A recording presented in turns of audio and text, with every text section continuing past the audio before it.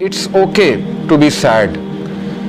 ہر انسان کی زندگی میں کچھ نہ کچھ ایسا ہے کہ اسے غم آئیں گے، اور یہ اللہ نے لائف کی نیچر بھی یہی بتائی کہ الذی خلق الموت والحیات لیبلوکم ایکم احسن عملا، کہ میں دیکھوں گا تم میں سے بہترین عمل والا کون ہے. کہ یہ اندھیرا بھی چھا جاتا ہے اور وہ پورا کا پورا چھا جاتا ہے، لیکن کبھی بھی اندھیرا پورا کا پورا نہیں رہتا ہے. صبح ہوتی ہی ہوتی ہے، کبھی بھی سچویشن سیم نہیں رہتی. تو مومن کو کبھی بھی ہوپ لیس نہیں ہونا چاہیے کسی بھی سچویشن کے بارے میں.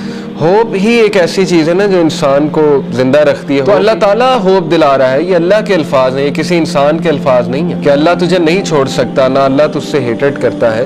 بس یہ اللہ کے کچھ طریقے ہوتے ہیں انسان کو ٹیسٹ کرنے کے لیے، انسان کو کچھ سکھانے کے لیے. کیونکہ یہ دنیا کی زندگی تو ہے ہی بہت ٹیمپرری، اصل میں آخرت کی زندگی ہے، وہاں پہ آپ کا ریوارڈ جمع ہو رہا ہے. اللہ کے ہاں دیر ہو سکتی ہے لیکن اندھیر نہیں ہے. ٹھیک ہے نا، اس کی بہت سی حکمت ہے اس دیر کی. اللہ تعالیٰ پتہ نہیں آپ کو کیا ریمائنڈر دینا چاہ رہا ہے آپ سے، کیا آپ کو ٹھیک کرنا چاہ رہا ہے، آپ کے کون سے سکلز کو باہر لانا چاہ رہا ہے اللہ. کیا وہ ہی نہیں جانے گا جس نے تمہیں تخلیق کیا ہے؟ کیا اس کو ہی نہیں پتا کہ تم کس سچویشن میں ہو، تم کس غم میں ہو؟ اللہ سے ہوپ لگائیں گے نا تو ایمٹی ہینڈ نہیں آئیں گے. نو تو ہے ہی نہیں نا، ہوپ لیسنس تو ہے ہی نہیں اللہ کے ہاں.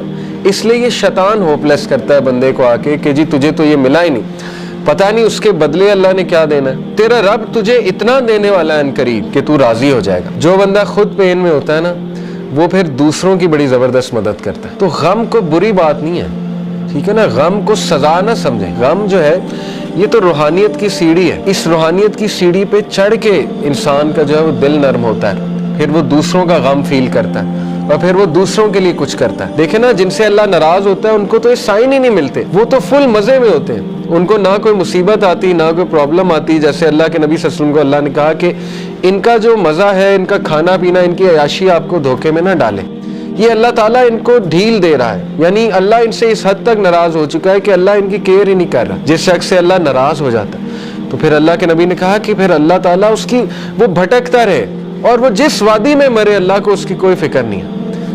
یہ ہے اصل میں وہ شخص بدبخت. اور یہ کون ہے؟ وَلَا تَكُونُوا كَالَّذِينَ نَسُوا اللَّهَ فَأَنسَاهُمْ أَنفُسَهُمْ. کیا تو نے دیکھا اس کو جو اللہ کو بھول گیا تو پھر اللہ نے اس کو اس کا آپ بھلا دیا. اولئک هم الفاسقون، یہی تو فاسق ہے. تو اس لیے یہ مت سوچیں کہ اللہ نے آپ کو بھلا دیا. اگر اللہ کسی کو ناپسند کرتا ہے تو اپنے قریب کیوں لائے گا؟ مجھے یہ بتائیں. ٹھیک ہے نا، ایک بندہ کہیں اور جا سکتا ہے، کلاس میں آ گیا ہے، دین کا لیکچر سننے آ گیا، کیا یہ نشانی نہیں ہے کہ اللہ اس سے راضی ہے؟ ورنہ تو اللہ تعالیٰ چاہتا اسے کہیں اور لے جاتا، اللہ اس کی کیئر چھوڑ دیتا. اگر ایک بندہ گناہ میں اور وہ دعا کیے جا رہا ہے اللہ سے کہ اللہ مجھے کسی طرح نکال دے اس سے، تو اللہ تعالیٰ اس کو شاید کوئی غم بھیج دے، کوئی ٹیسٹ اور ٹرائل میں ڈال دے اور وہ بندہ اللہ کے قریب آ جائے. اللہ سے امید لگانی ہے، انسانوں سے نہیں. بیچ میں کوئی پھر وہ شرک نہیں ہونا چاہیے، بیچ میں نہیں کوئی ہونا چاہیے اینٹیٹی. ساری کی ساری امید اللہ تعالیٰ سے ہے. پھر آپ دیکھیں اللہ تعالیٰ جلد آپ کو ایسی چیز دے دے گا کہ آپ کا غم اللہ ہلکا